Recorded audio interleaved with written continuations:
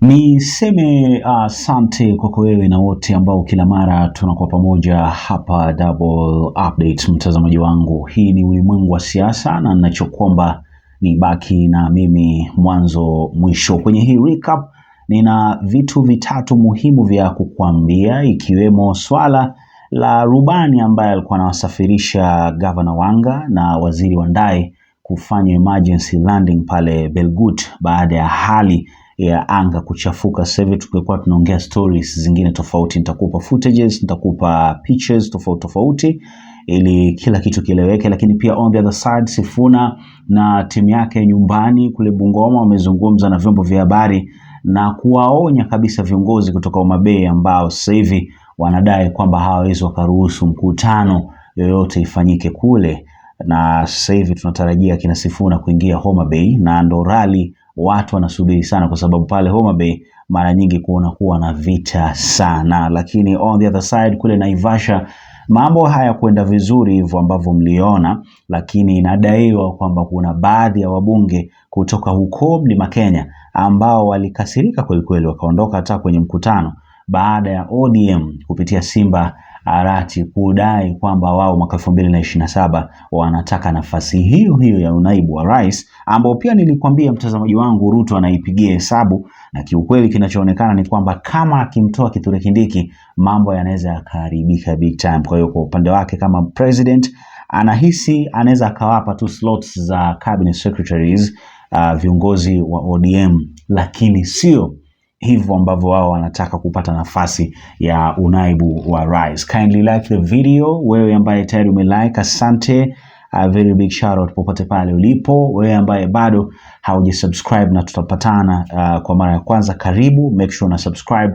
Hiyo ndio itakupa nafasi nzuri sana ya kuendelea kupata taarifa nyingi na mpya kila wakati. Kabla sijaendelea bwana, nataka niwashukuru sana Team Double Updates, asanteni sana. Nyumba ya ndugu yetu Evans imefikia hapa, and leo wanaweka milango na wataweka pia madirisha. Kesho ndo tutakuwa tunaweka udongo, alafu kila kitu kinakuwa vizuri sana. Maybe kwa mtu ambaye anaingia anaona hii hapa kwa mara ya kwanza anashangaa kunaendaje tena huku, sawa. So hapa Double Updates, kwa wale ambao wanafuatilia wanajua kwamba each and every month huwa tunakuja pamoja, tunashikana mikono, tunashirikiana, tunachanga kidogo 150 hivyo kuendelea.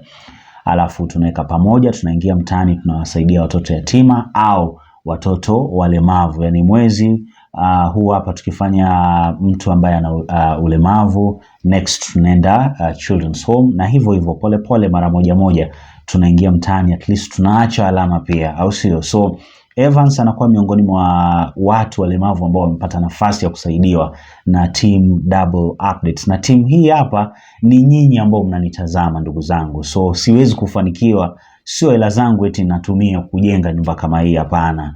Nyinyi ndo hapa bwana, nipo naomba kabisa tushirikiane hivyo, watu wanachanga kidogo tunaenda tunamjengea, tunamsaidia, alafu kila kitu kinakaa vizuri. Maybe kwa mtu ambaye anaulizia why I'm doing this. So Evans alinitafuta, sasa hivi mwaka umeenda, and nakumbuka project yetu ya kwanza ambayo tulifanya Mumias East, Shosh wa Evans alikuwa pale. So unajua zile alipata taarifa kuna watu wanasaidia watu, but that time tulikuwa tunasaidia tu wale watoto ambao walikuwa na cerebral palsy. Yes, walikuwa ni watoto yatima wengine, then walikuwa na cerebral palsy, so tuliwapelekea mattresses, tukawapelekea vyakula, and kama unakumbuka vizuri ilikuwa successful sana. So nikamwambia Shosh, there is no problem, tutatafuta muda then nitarudi. So hapo katikati pia nikawa na namba ya Evans, tukawa tunawasiliana. So anytime nasaidiana sehemu, Evans anauliza tunafanyaje. So mimi personally nilisafiri kutoka Nairobi nikakuja mpaka hapa Kakamega, na nikamwambia Evans kwamba nitapambana kadri ya uwezo wangu tuone una nyumba, kwa sababu kilichonigusa cha kwanza ni alivyokuwa anatembea kiukweli. Nikaona bwana, cha kwanza hapa tumtafutie wheelchair, and asante sana Mama Magi alitusaidia akatupea wheelchair, and Evans sasa hivi ana wheelchair yake nzuri kabisa, anaweza ka move hivyo, anafanya hivyo, inakuwa vizuri kabisa. Then the second thing, the reason why tunamjengea ni kwa sababu Evans anakaa na grandmother, kwa nyumba moja ambayo pia condition yake sio nzuri, au sio bwana? Na ni kijana kama mimi, sema tu ana ulemavu, na nikaona mtu kishafika umri kama huo unatakiwa kuwa at least kuna privacy, unakaa peke yako au unaweza kaa kwako, niseme hivyo, au sio? So tukasema acha Shosha baki kwa nyumba yake, Evans kwa nyumba yake, but wasiende mbali sana, kwa sababu Shosha anahitaji Evans, Evans anahitaji Shosh. Kuna vitu vingine Evans hawezi kufanya, hawezi kwenda mtoni kuchukua maji, anatumia mkono kutembea. So tukasema wacha tujenge hata kama ni kanyumba karumbili kama hiyo ambayo tumetengeneza, itamsaidia sana Evans. So far so good, tumefanikiwa kupata mamilango dirisha moja, tunahitaji bado dirisha moja.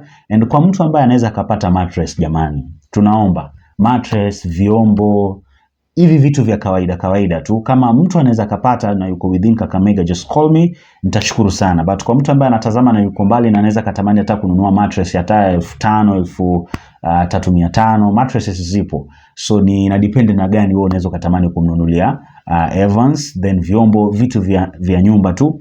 Then tulitaka kama inaweza kupatikana pia kitu kidogo, awe anafanya hata biashara ndogo pale nyumbani, kama kuuza hizi kuuza hivi vitu vya kawaida, kwa mfano kama salad ya kupikia, sukari, majani, chai, chumvi, unaona vitu vidogo ambavyo anaweza kauza pale. Awe ana namba ya mtu wa boda, anaweza kaendaga center kumletea na uza pale, at least wawe wanasaidiana na Shosh kukaa. And that's what we've been doing kama team Double Updates. Na kwa mara nyingine tena, asanteni sana ndugu zangu ambao mmeamua kusimama na Evans. So kitu ambacho mtu analazimishwa, hapana. Hapa bwana ni kujitolea tu, kidogo chako hicho usikione kama kidogo, ndo tunaunganisha na kidogo cha mtu mwingine, tunaweka pamoja, inasaidia. Lakini kwa mtu mwingine ambaye anaweza kaa anataka kusimamia kitu kama jiko nini, there is no problem. Nitashukuru sana. Bila nyinyi mimi siwezi kutengeneza nyumba kama hii, siwezi kununua hiyo wheelchair. Ndio maana watu wanajitokeza, wanasaidia, na kijana akipata usaidizi bwana, hatutakuwa tumefanya dhambi. And asanteni sana. Now tuje hapa kwenye ulimwengu wa siasa. Story hii hapa ya Chopa ilileta shida sana. So acha nikupe hii taarifa. As you can see hapa kuna footages tofauti. So a helicopter carrying CSOP Wandayi and Homa Bay Governor Gladys Wanga reportedly made an emergency landing near Belgut, TTI, after encountering bad weather. According to reports, the pilot acted quickly and brought the helicopter down safely in an open field. Gladys Wanga was reportedly frightened during the incident and was unable to speak for some time. The emergency landing of the helicopter carrying the two leaders has undeniably become a focal point of public attention. The rapid spread of images from the scene online underscores the immediate interest and the concern the incident has generated among local residents and beyond. While initial reports are reassuring in the absence of confirmed serious injuries, the public eagerly awaits further official updates. The focus now turns to gaining a clear understanding of the well-being of all passengers and the overall state of the helicopter following the incident. The situation has naturally triggered significant concern among the followers and constituents of the two leaders, highlighting the need for a comprehensive and official explanation of the events that led to the emergency landing. The public is keenly awaiting an official account that will shed light on the circumstances and provide much needed clarity. More details are expected as information about the incident continues to emerge. Unajua hizi choppers pia sometimes watu wasipokuwa makini, ukiona weather inakuwa mbovu, kama wewe rubani ambaye unajua namna kesi hizi bwana zishatupelekaga hasara nyingi, tumeshapoteza viongozi wengi sana. Na hizi stories za chopper, weather imekuwa mbaya nini. The other day we lost Morwadi Kir, MP Ngeno. So ikitokea kwamba ushaona kabisa weather sio nzuri, abort kabisa hiyo mission, ngojea ikisharudi vizuri basi watu wafike sehemu wanaenda. Kwa hiyo kwa watu ambao maybe walikuwa wanataka kujua au kupata taarifa kuhusu Chopa, basi ndo kitu ambacho kimefanyika. On the other side, ni kwamba viongozi kutoka magharibi, especially kule sehemu ambapo wanatoka Edwin Sifuna Bungoma, wamefanya press, wamezungumza na waandishi wa habari na wameweka clear kabisa kwamba jamani, acheni siasa za upumbavu. Hizo siasa zenu za kusema nani hawezi kutembea wapi, nani hawezi kuingia wapi, acheni hizo siasa. Swala la kumwambia Sifuna hawezi kukuwa na meeting Homa Bay. Na by the way, viongozi ambao wanasemaga nani hawezi kufanya meeting, do you know hao viongozi pia wanatoka sehemu zingine, na nyinyi hizo sehemu mtaenda siku moja. Na ndo ukitaka kujua watu ambao wanalitaka vita, ni the same people hawa viongozi. Wao ndo huaga wanaleta hizi shida. Kwa sababu ukishamwambia kiongozi usikuje huko, na watu wake wanaona wewe kesho utaenda huko na itakuwa the same thing, hautaenda. So tusifikiane hapo. Watu kama wanataka kufanya events zao, acha wafanye, so long as respect ipo. Wanafanya siasa, kama kubadilishana maneno it's fine, but mambo ya kuitana goons, mambo za sijui kushambuliana sijui vipi, jamani tunawaomba isifikie hiyo hatua. So haya ndio yalikuwa ni maneno yao, walizungumza maneno mengi sana hapa. Naomba tusikilize mwanzo mwisho, alafu tumalizie na vita ambayo inaendelea huko Naivasha.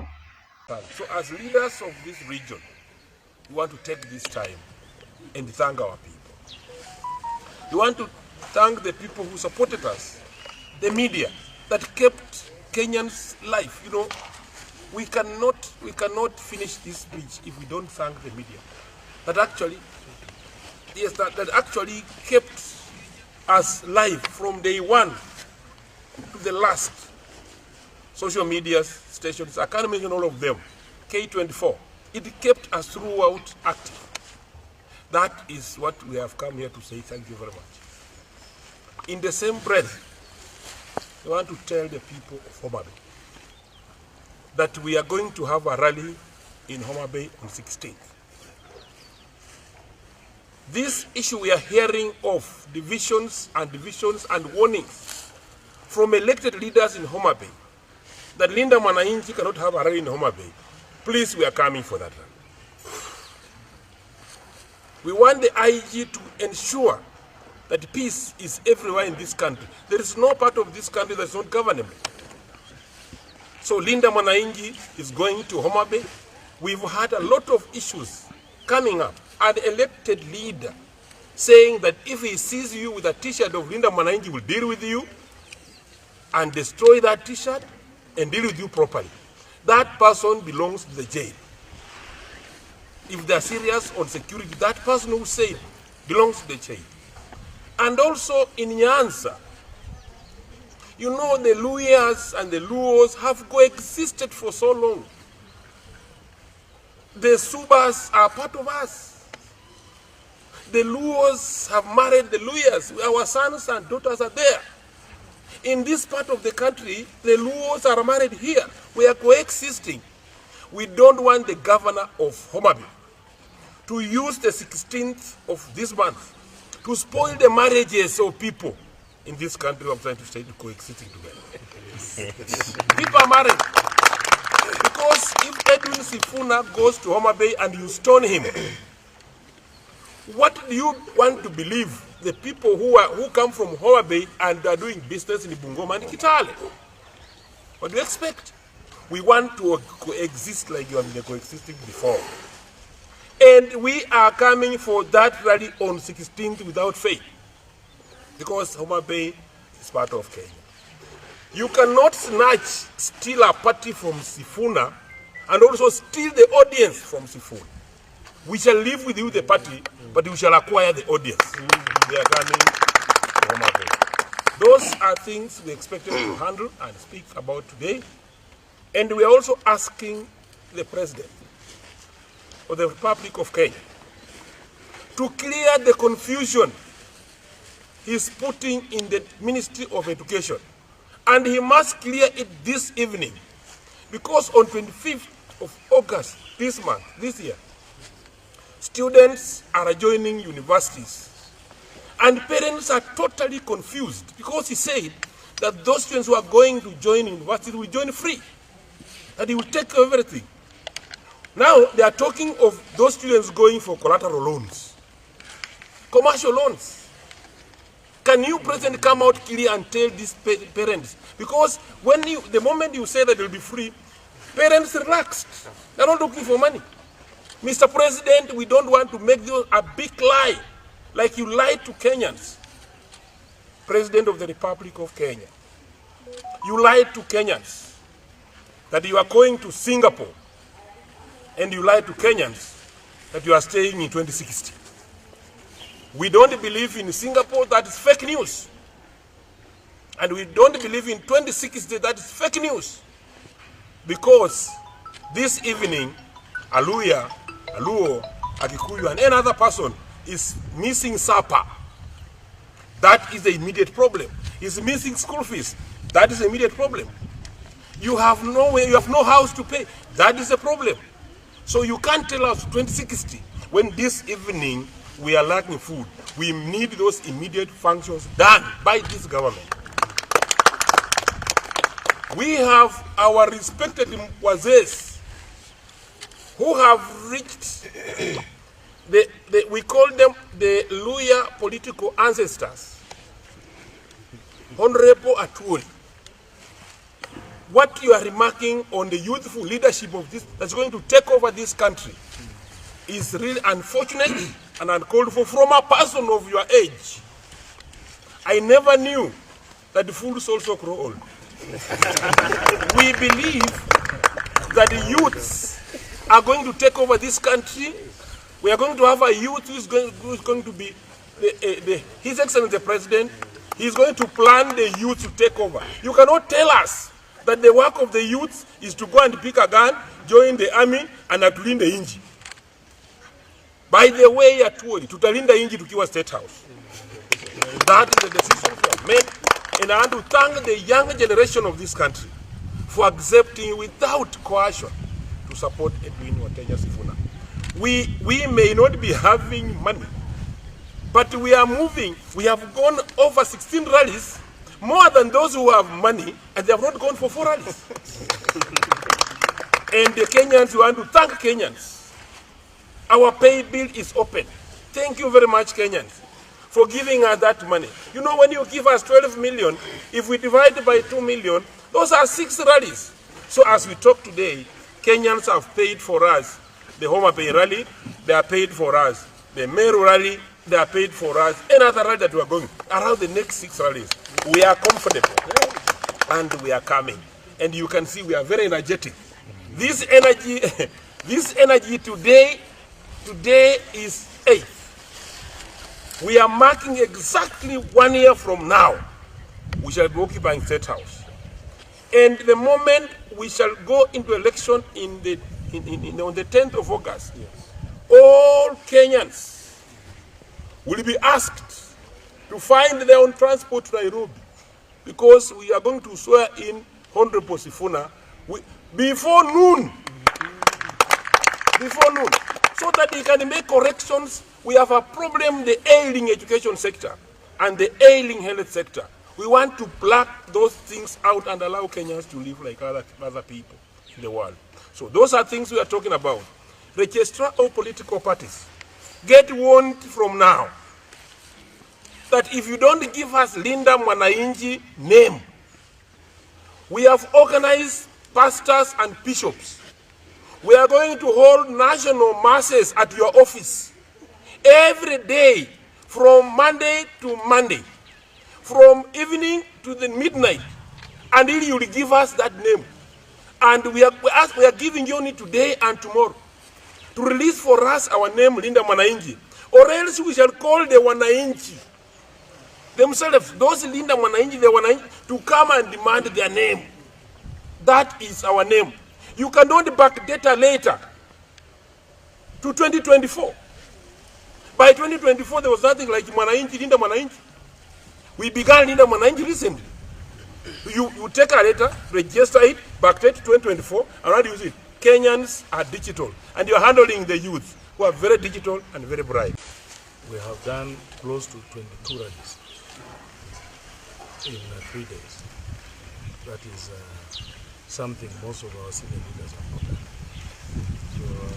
So when Honorable Natimbo say we are energetic, indeed we are.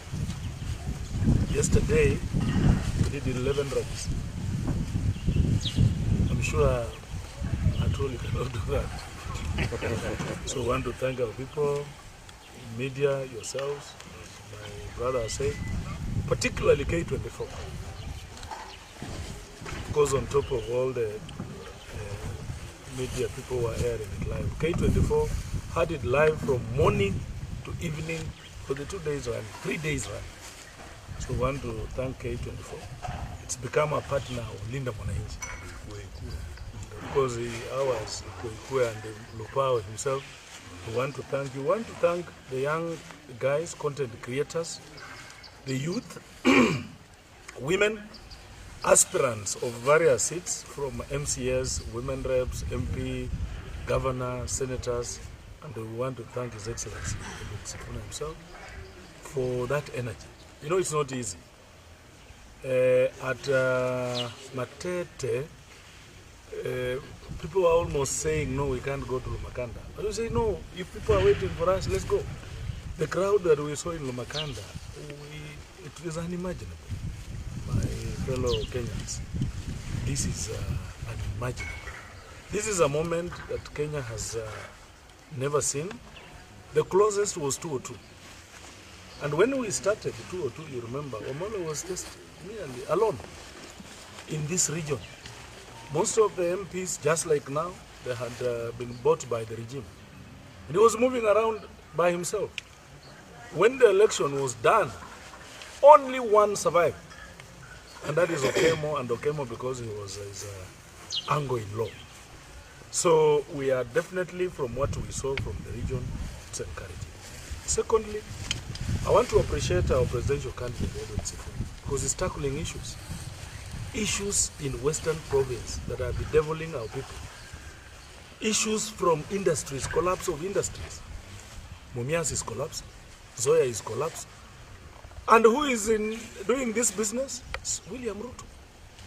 William Ruto is using these Waindis to do business. Yeah, beneficiaries of Nzoia, selling Nzoia, is Speaker Moses Wetangula. Okay? Yeah. That one we must speak as it is, because actually our economy has gone down in the hands of these leaders. Pan paper went down when who was the speaker? Who was the senator of Bungoma? Moses Wetangula. Yeah. And as a senator, you can refuse that you cannot sell this. Zoya went down. Now I'm told, it's alleged that because of that he has a new house. Where now he's calling all Bungoma people to go and see the house. Shame on him, honestly. Now, Rai is not milling in Zoya. He's taking this sugarcane elsewhere in Kakamega, ama wanapeleka huko juu. Our people are suffering. Even to get just a permit to cut your cane, it is now a problem. So those are the issues Honorable Sifuna, His Excellency, the sixth, is addressing. You saw him address these issues. And we believe him. Because in his public life, Sifuna would have used his opportunity, his position to acquire from the public. He has not. Sifuna has been Secretary General for 10 years of ODM. In ODM, we know people who used to sell certificates to get money. He has not been part of that racket. He's been a senator for now coming to 5 years, just like Obama was in the United States. We have not had a scandal about Edwin Sifuna. But when some of our leaders were in those positions, you remember when Wetangula has been, I heard him talk of track record yesterday. And it's laughable. What track record does Moses Wetangula has? No, he doesn't. When Moses Wetangula was chairman of electricity regulatory, a committee which I chaired until the other day, found him unfit to hold public office. Public Investment Committee, when Speaker Moses Wetangula was the chairman between 1997 going into 2002, they found him unfit to hold office because of the things he had done at the Kenya Electricity Regulation Board. He was a lawyer for Nzoia Sugar, Miwani, all these sugar industries around this place. Is that the track record he wants us to believe? In fact, if someone were to go to court today, Moses Wetangula is not fit to hold any public office. So he should stop giving us a lecture about being prudent. When he was Minister for Foreign Affairs, the biggest monumental scandal of our time in foreign missions was a time when Moses Wetangula was minister. Up to date, that issue is unresolved. Yes. He sold embassy lands in Japan, Egypt, Tokyo, I don't know where. He cannot lecture Edwin Sifuna about track record. So is that the track record we want? No, thank you. When Moses Wetangula was in the Senate, and there was this motion to impeach Sonko, the guy went and took money from Sonko. Yeah, you can ask Sonko. Just in a span of 20 minutes after taking money, he went and voted against Sonko. In integrity terms, how do we describe that? If that is the track record Wetangula wants from Edwin Sifuna, no. We are giving Kenyans a clean man. Sonko is still crying. And when he was asked, he said, taking from a man who has stolen is restoration. I don't know what. Yeah. So we believe in what Edwin Sifuna is saying. And when he said the Mumias sugar factory will go back to its glory, it has to. Zoya, we've said it time and again, Rai, you are living on borrowed time. The day they announced Edwin Sifuna at Raila Odinga Stadium in Nairobi, the first thing Majimbo and I will do here is to take over Zoya Sugar. Yeah. Before we regularize it, in government terms, that Zoya will be back to the people. Our people are suffering. These people lied to us. I'm now waiting for Ruto to come to Nzoia and say, Sasa Nzoia is working. It is not. And you people know, Nzoia is not. Nzoia is not working. So those are some of the issues Edwin Sifuna was addressing yesterday. And we believe our community stands a better chance. Yesterday, I saw the speaker talk about me. He said when he came to a church in Mianga, I talked at him. I didn't talk at you, Mr. Speaker. When you came here with William Ruto, you had your manifesto. You told people that when you elect us, these are the things we are going to do. And I remember that you pulled together people to go and sign a charter with the Bungoma people. And among them, Mr. Speaker, no, you forget. You're very busy chasing small deals. You know, today if you talk to CEOs of parastatals and all that, they are crying. We have a speaker who keeps calling them every other day, this deal, if you don't bring this deal, we will bring you to parliament, we will not pass this. But I want to remind Honorable Wetangula, you promised our people that, one, you will finish all the roads in Bungoma. The road that comes, Dorof, Sangalo, the one that passes at His Excellency's home, that comes to Musikoma. Is it complete? No, it is not. Does it have a budget? No, it has 56 million. 56, that's a high volume road, cannot do even 1 kilometer. So is it going to be completed? No, thank you. We have the road that Misihu Brigadier. Is it complete? No. Does it have a budget? No. It has 87 million. Mr. Speaker, can 87 million complete it? No. Have you fulfilled your promise? No, you have not. There is a road that comes from Mateka, Bumula, Mianga, Sango, that goes like that. Is it complete? There is no contractor. There is no contractor on that road. Only 5 kilometers were done from the junction to Bumula market. Now, have you fulfilled your promise? No, thank you. There is Bisunu Sirisia, our chairman, Kukawa Sewaluke. That road is abandoned. Okay, Dan Wanyama, his road to Bokoli is there. Yesterday we went to, the other day we were in Shinyalu. I swear the worst road in the Republic of Kenya is in Shinyalu and another one in Navaholo. So have you fulfilled? No, you have not, Mr. Speaker, sir. And those are the issues I raised in Mianga. Our stadium started earlier before Homa Bay Stadium. Actually, as a matter of fact, the last governor Wanga had done almost 60% of that stadium when you took over. You took over the stadium. Up to now, until recently, ilikuwa mahali ya malisho ya ng'ombe. Is the stadium done? No, it is not. Mr. Speaker, that was your campaign you promised to us. Fulfill it.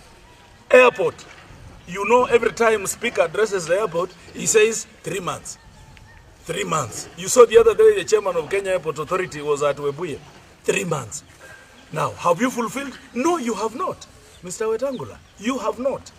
And those are the issues I raised in Yanga. We were talking about these issues. What happened to our airstrip? You allowed that the airstrip land be sold to Rupa of Eldred, the Asian guy. And now, that is now private property.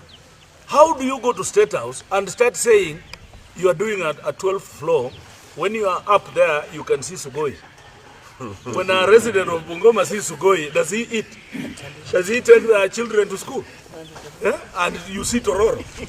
Now, these are issues that I raised in Mianga, and I still... Okay, sawa sawa. So kule Naivasha inabidi tugusie kidogo. Bado wanaendelea kujadiliana chama cha ODM na chama cha UDA, au niseme muungano wa Kenya Kwanza, lakini pia vile vile na chama cha ODM ambao inaongozwa na Uburu kuhusu uchaguzi wa mwaka 2027, ambapo jana walitupa taarifa viongozi wote wa vyama hivyo kwamba jamani, tushatengeneza teams. Team ODM, team Kenya Kwanza watajadiliana tupate tunashare vipi power 2027. Of course kuna conversation ya deputy president, kuna conversation ya zoning, kuna conversation ya slots, cabinet, PSS, parastatals maybe. Yeah, so kuna vitu vingi sana ambavyo wanajadiliana kule Naivasha. So watu wanasubiri kuona matokeo yake yatakuwaje, japokuwa hakuwezi kukosa kuvurutana kwa sababu kwenye kushare power kuna watu wataumia, kuna watu watatabasamu, watafurahia kwa sababu wengine wakipata, wengine watakosa, wengine wakikosa, wengine watapata. So lazima kuwe na vita, na kuna baadhi ya viongozi kutoka Mount Kenya ambao kwa upande wao hawakufurahia kitu ambacho kinaendelea, kwamba kuna hiyo conversation ya Kithure Kindiki kutolewa. Mbona Ruto asitolewe kulingana na wao?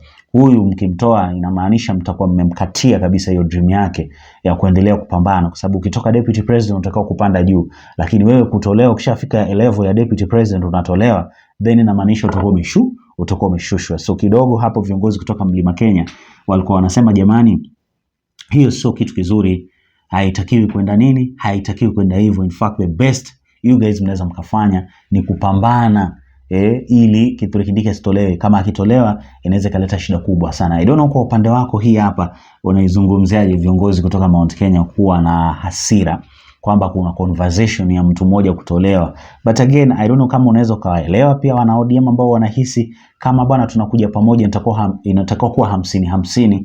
I don't know kwa upande wako wote ichukuliaje hii hapa. Anyway, mambo ndo kama hayo. Ipate kwanza hii video alafu ndo to sign out. Government partners appears headed for its first major test of ODM or demanded the deputy president slot in the 2027 elections. The demand has reportedly triggered disagreements within the Naivasha meeting, with some UDA members walking out. As the alliance looks to consolidate its support ahead of 2027, questions are now emerging over whether the cracks can be contained. Mike Kagwongo with more details. It started as a meeting expected to deliver positive signals for the Kenya Kwanza-ODM partnership, with leaders under the broad-based government converging in Naivasha to review the government's progress and future political cooperation. But once the Fourth Estate left the room to pave way for closed-door deliberations, the mood reportedly changed.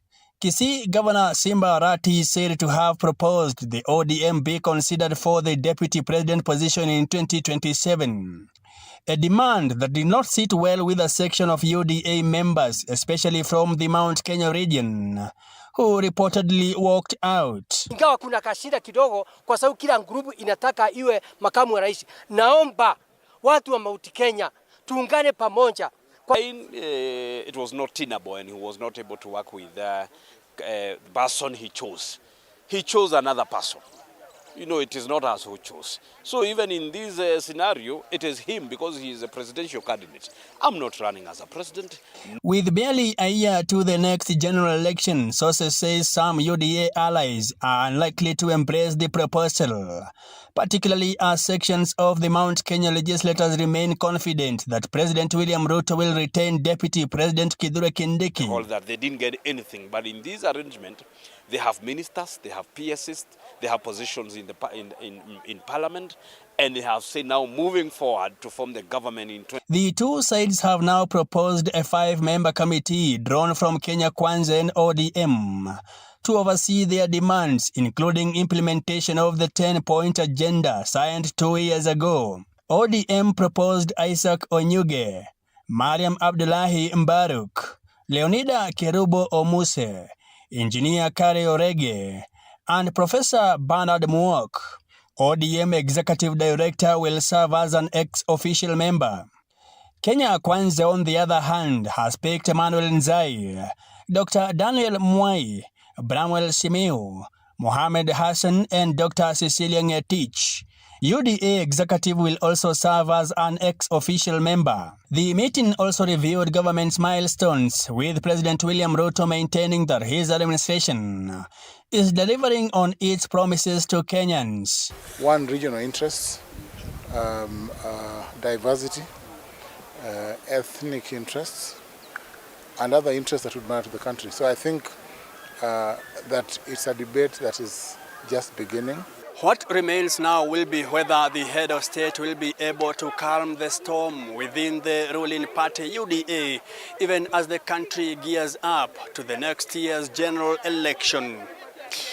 Mike Kagwango, TV47 from Naivasha.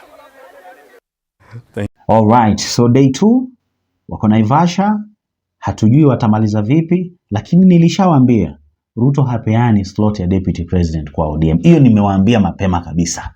Wanaweza wakadiscuss, wanaweza wakapigana ngumi, wanaweza wakafanya chochote ambacho wanataka kufanya. But slot ya deputy president hiyo hawawezi kupewa ODM. Na na mimi mwenyewe personally nilishawaambia reasons. Mambo ya kurudia vitu hatutaki. Heri Kindiki ambaye ana watu au ana watu wachache Mount Kenya kuliko watu wa ODM ambao watafanya Mount Kenya washikane na wapige William Samoei Ruto. Sasa Ruto akipigwa hata zile slots za cabinet hawapati ODM. So ODM wameambiwa tulieni hivyo hivyo. Jamani, mkileta vurugu mtakuja kuharibu mambo hapa. Jamani, tulieni hivyo hivyo, mtakuja kuleta shida hapa kama tukianza kuvurutana. So that's what's happening. Nimemwona Rigiji naye pia anafanya press, anazungumza Ruto at 4. Sawa, so I think hiyo tutakuja nayo baadaye, but sasa hivi wacha ni sign out bana, narudi muda sio kwa mrefu. Kwa wewe ambaye unaendelea kufuatilia Double Updates, a very big shout out popote pale ulipo. Make sure na like video hii hapa, kindly subscribe kwa ajili ya kuendelea kupata taarifa nyingi na kila wakati. Tupatane kwenye video ambayo inafuata. Bye bye.